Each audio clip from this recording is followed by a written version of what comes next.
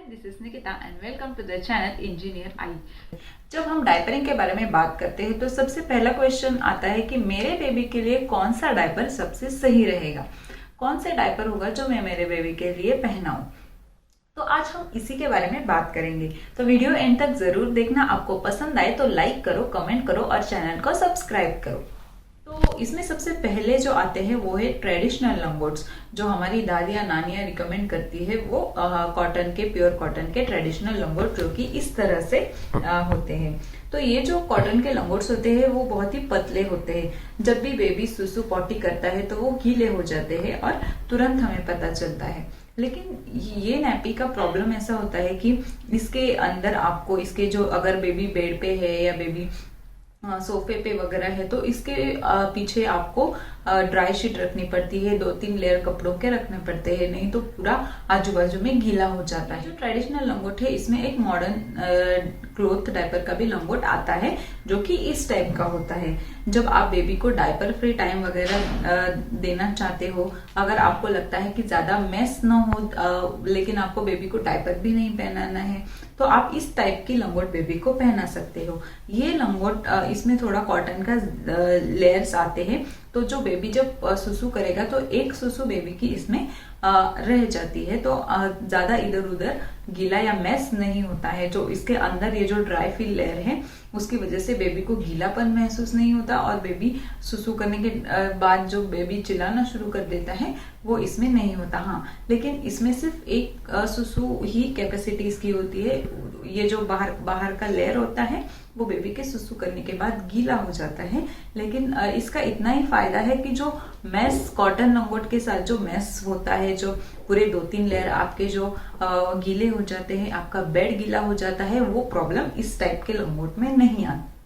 Diaper में जो दूसरी कैटेगरी आती है वो है हमारे डिस्पोजेबल डायपर्स, जो जिसकी एड वगैरह हम लोग टीवी पे देखते ही है।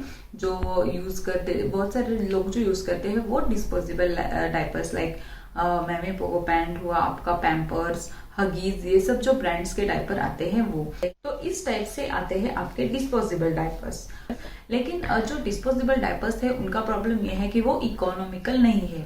यानी अगर आप एक डायपर का जो प्राइस देखोगे तो 10 से 15 रुपए तक आपको एक डायपर पड़ता है। हर 2 घंटे बाद बेबी का डायपर चेंज करना पड़ता है। तो अगर आपका बेबी दिन में 5 डायपर यूज करता है तो इसका मतलब है कि आप एक दिन में 60 रुपीज के डायपर यूज करेंगे और आप मंथ में 1800 या 2000 तक आपके डायपर जा सकते हैं।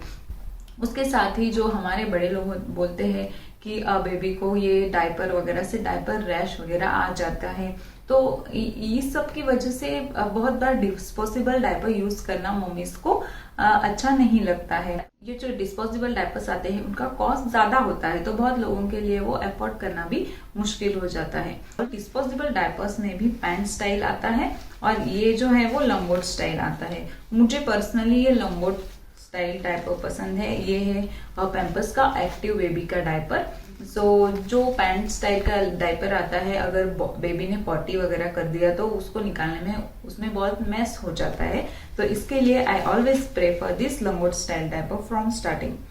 जो डायपर्स में थर्ड आता है वो है मॉडर्न क्लोथ डायपरिंग। यानी लोग बोलते हैं कि जो हमारे डिस्पोजेबल डायपर है उसमें जो बेसिक होता है, जो बेबी का जो सुसु एब्सॉर्ब करता है, वो सब उसमें केमिकल्स होते हैं और वो प्लास्टिक बेस होता है। तो जो हमारे बड़े लोग होते हैं या बहुत सारी मम्मीज होती है वो उसके लिए वो प्रेफर नहीं करती है। लेकिन जो मॉडर्न क्लोथ डायपरिंग जिसे बोलते हैं कि कपड़े का डायपर, तो इस तरह से ये जो कपड़े का डायपर आता है, जो आपको आजकल ऑनलाइन भी बहुत सारे साइट्स पे वो मिल जाते हैं। तो ये आप न्यू बॉर्न से लेके 3 या 4 साल के बच्चे तक, जब तक कि वो सुसु पॉटी ट्रेन नहीं हो जाता तब तक आप ये टाइप के क्लोथ डायपर यूज कर सकते हैं। तो इस टाइप के जो क्लोथ डायपर्स आते हैं तो इसमें एडजस्ट करने के लिए भी आपको नॉब्स दिए हुए होते हैं, तो आप अपने बच्चे के एज के हिसाब से इसे एडजस्ट कर सकते हो। तो इसके अंदर का जो ये लेयर होता है वो ड्राई फील लेयर होता है। ये जो डायपर है वो 2 से 3 घंटे तक बेबी की सुसु एब्सॉर्ब कर सकते हैं दिन में। अगर आप रात में भी पहनाना चाहते हो तो आप बेबी को पहना सकते हो। ये जो क्लॉथ डायपर रहते हैं उसके साथ अंदर पहनाने के लिए ऐसे इंसर्ट्स होते हैं। जो ये जो पॉकेट है इसमें अगर आप ये इंसर्ट डालोगे तो 2 से 3 घंटे तक बेबी को आपको सुसु की चिंता करने की कोई जरूरत नहीं होती है, अच्छे से काम कर लेता है। अगर आप रात में बच्चों के सुसु, बच्चे कम करते हैं रात में सुसु, या बच्चे रात में पॉटी नहीं करते हैं, तो रात में ये पूरी रात तक 10 से 12 घंटे तक ये क्लॉथ डायपर चल जाते हैं। मॉडर्न क्लॉथ डायपर्स आते हैं वो ऑर्गेनिक कॉटन से बने हुए होते हैं, तो उसके लिए ये बेबी स्किन फ्रेंडली होते हैं, इसमें कोई केमिकल्स वगैरह नहीं होते, तो बेबी के स्किन के लिए भी ये ज्यादा सेफ आप इसे बोल सकते हो।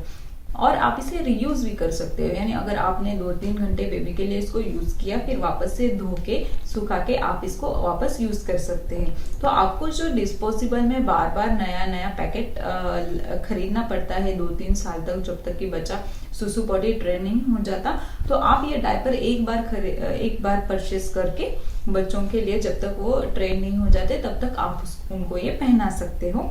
तो इकोनॉमिकली ये ज्यादा अच्छे हो सकते हैं आपके लिए। तो ये कुछ पॉइंट्स थे डायपर्स के बारे में। तो आपको कौन सा डायपर यूज करना है, this is personally your choice.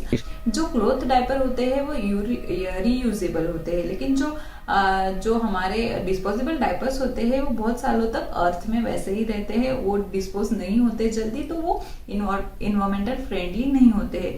अब ये तो बाकी आपकी पर्सनल चॉइस है कि आप कौन से डायपर्स यूज करना चाहते हो।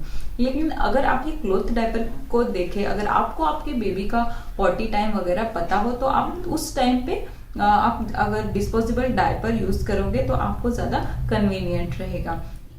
अगर आप दोनों डायपर में बैलेंस करना चाहते हो तो आप वैसे भी कर सकते हो। अगर आपको ये डायपर के बारे में अगर आप वो परचेस करना चाहते हो तो उनकी लिंक मैं आपको डिस्क्रिप्शन बॉक्स में दे दूंगी। तो आज का ये वीडियो आपको कैसा लगा मुझे जरूर बताओ, कमेंट करो, लाइक करो और चैनल को सब्सक्राइब करो। Thank you.